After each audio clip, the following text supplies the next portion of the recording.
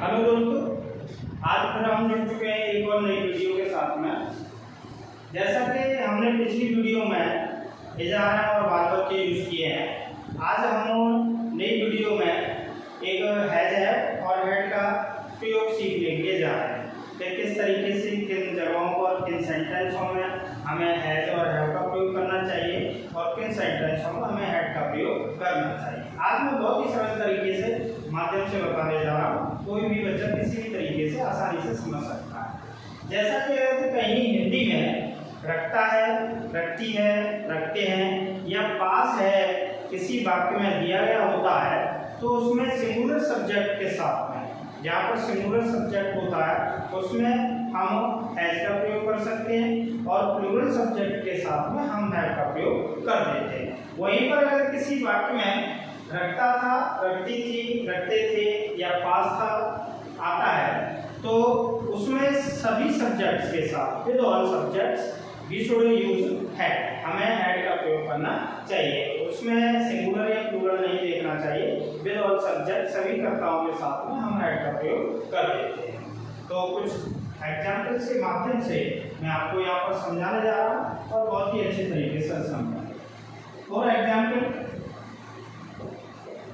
मोहन एक गाय रखता है। ये सेंटेंस इस तरीके से भी आ सकता है कि मोहन के पास में एक गाय है। मोहन के पास एक गाय है। दोनों ही तरीके से बता दे रहा हूं आप लोगों को, रखता है या पास है का भाव निकले तो हमारा सब्जेक्ट सिंगुलर है, यानी मोहन किसी का नाम है तो इसके साथ में जो हेल्पिंग वर्ब है हम हैज का प्रयोग कर देते हैं। और मोहन हैज ए कप, और इसका भी इसी तरीके से बनेगा तो सेम कंडीशन रहती है रखता है या पास होने का। दूसरा एग्जाम्पल है, हम 3 पुस्तक रखते हैं तो वी हैव 3 बुक्स। ये तो रहा हैज और हैव का प्रयोग। अगर वाक्य में था शब्द आ जाता है, रखता था या पास था, तो हमें उसे कैसे करना चाहिए। तीसरा एग्जाम्पल देखेंगे, राधा के पास एक पर्स था। Radha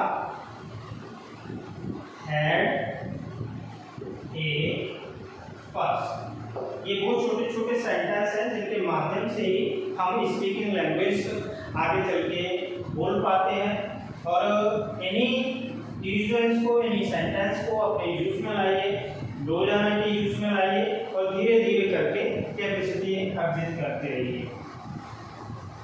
if this sentence are negative, अगर ये सेंटेंस हमारे नकारात्मक होते हैं तो हमें क्या करना चाहिए, हैज, हैव और हैड के बाद में नॉट का प्रयोग कर देते हैं। सीता एक गुड़िया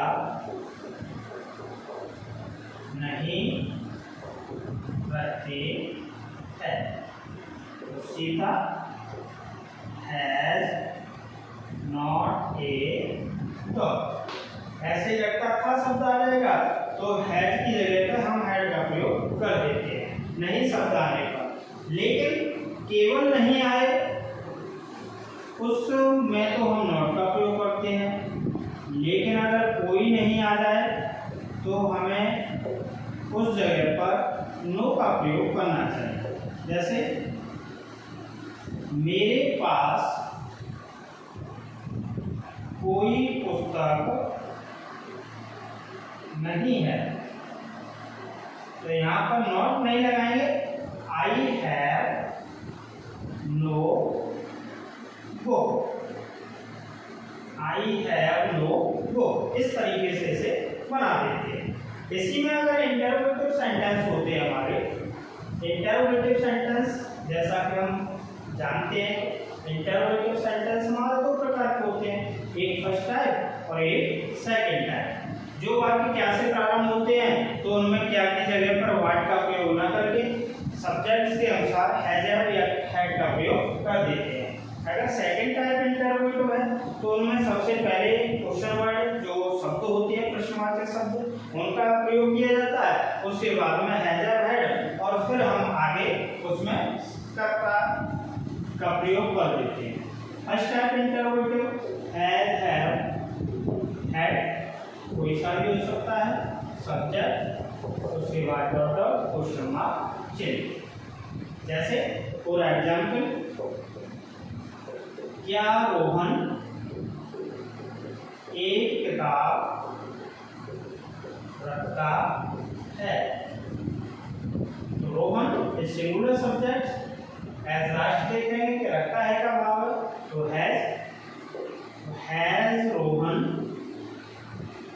ए बुक। यदि यही सेकंड टाइप इंटरोगेटिव होगा तो QW यानी क्वेश्चन वर्ड आगे प्लस ऐड कर दिया जाएगा इसी फॉर्मूले में। जैसे वे कितनी पुस्तकें रखते हैं। यहाँ पर सबसे ज्यादा वेरी वेरी मोस्ट इम्पोर्टेंट बात यह है, हमें यह समझना होता है कि यदि किसी वाक्य में कितना, कितनी, किसके, कौन सी आदि प्रश्नवाचक शब्द आते हैं तो इनके साथ में आने वाले जो पीछे नाउन दिया गया है उसके साथ में ही अंग्रेजी का प्रयोग उसका किया जाता है। ऐसे सेंटेंसों में कुछ बच्चों को थोड़ी सी समस्या होती है स्टार्टिंग में, लेकिन धीरे धीरे जैसे प्रैक्टिस में आता जाता है एक बार वो समझ जाए उसके बाद में उसे किसी भी प्रकार की परेशानी नहीं होती है। तो यहाँ पर हम इसी सेंटेंस को किस तरीके से करेंगे, कितनी पुस्तकें, कितनी भी होती है हाउ मैनी, और एक साथ ही यहाँ पर बुक्स, ये एक साथ लगाना होता है। How many books plural subject है हमारा, तो हैव दे। रमेश किसकी गाय रखता है? तो किसकी गाय एक साथ लगाना है। ये सेंटेंस है ना इंपोर्टेंट टाइप के होते हैं, थोड़े से डिफिकल्ट टाइप के होते हैं, जो शुरुआत में बच्चे सीख रहे होते हैं थोड़ी सी प्रॉब्लम आती है, लेकिन जैसे जैसे प्रैक्टिस करते जाते हैं फिर उसमें कोई दिक्कत नहीं होती है। किसकी गाय, whose cow, whose cow has runs। इस तरीके से हम हैज हैव और हैड का प्रयोग करते हैं और इन्हें आसानी से सीख जाते हैं, कोई परेशानी नहीं होती है।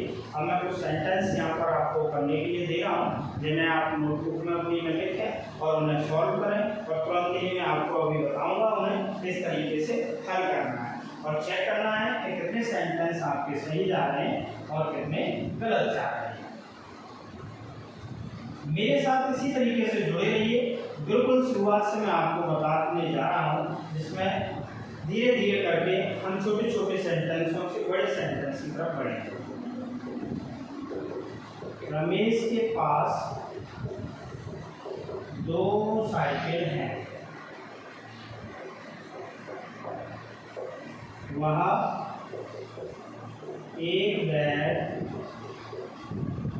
रखता था।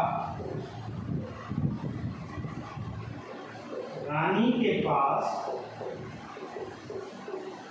पर्स नहीं था। मोहन 2 छाता क्यों रखता है? क्या हरी एक पेन रखता है? तुम 3 गाय क्यों रखते थे? वह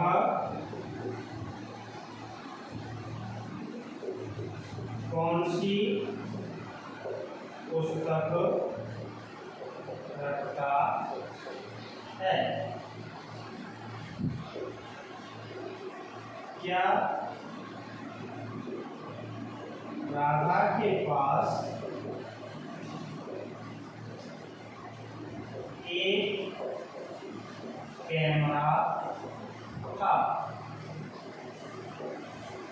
वह 3 बकरी क्यों रखता है? लड़कों के पास बल्ला नहीं था। इन सेंटेंसों को फटाफट से कीजिए और अभी मैं ट्रांसलेट करके बताता हूँ आप लोगों को, और चेक कीजिए कि कितने आप इनको कर सकते हैं, किन सेंटेंसों में त्रुटियाँ जा रही हैं, और उन्हें रिकवर कीजिए और आगे इसी तरीके से मेरे साथ में बढ़ते रहिए। गारंटी देता हूँ मैं इस बात की कि आपको किसी भी प्रकार की अंग्रेजी से संबंधित समस्याएं नहीं होने दूंगा। बस मेरे साथ जुड़े रहिए, सब्सक्राइब करते रहिए मेरे चैनल को, आगे अपने दोस्तों को बढ़ाते रहिए, जिससे कि आपके दोस्त भी इस चीज़ का फायदा उठा सकें और मेरे साथ जुड़ने का उन्हें भी मौका मिल सके।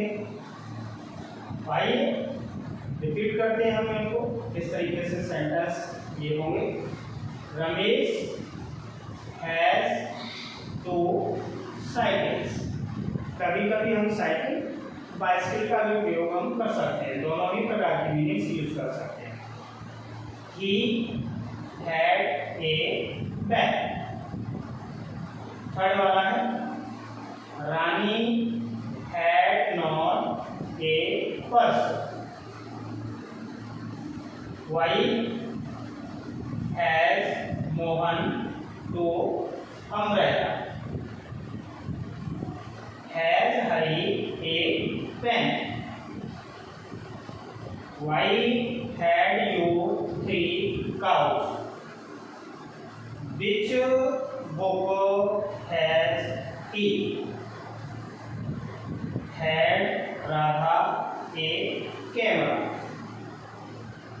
Why has he 3 goats? Boys had not a bag। देखिए कितने आप लोगों के सही आप कर पा रहे हैं, नहीं कर पा रहे हैं। आगे की वीडियो में इसी तरीके से और सेंटेंस दूंगा मैं। प्रैक्टिस करते रहिए, जुड़े रहिए मेरे साथ में और सीखते रहिए इंग्लिश की कुछ छोटी छोटी और बारीकियाँ, जिससे आप आगे तक जा सकें। इसी के साथ मिलते हैं नई वीडियो के साथ में। जय हिंद, जय भारत।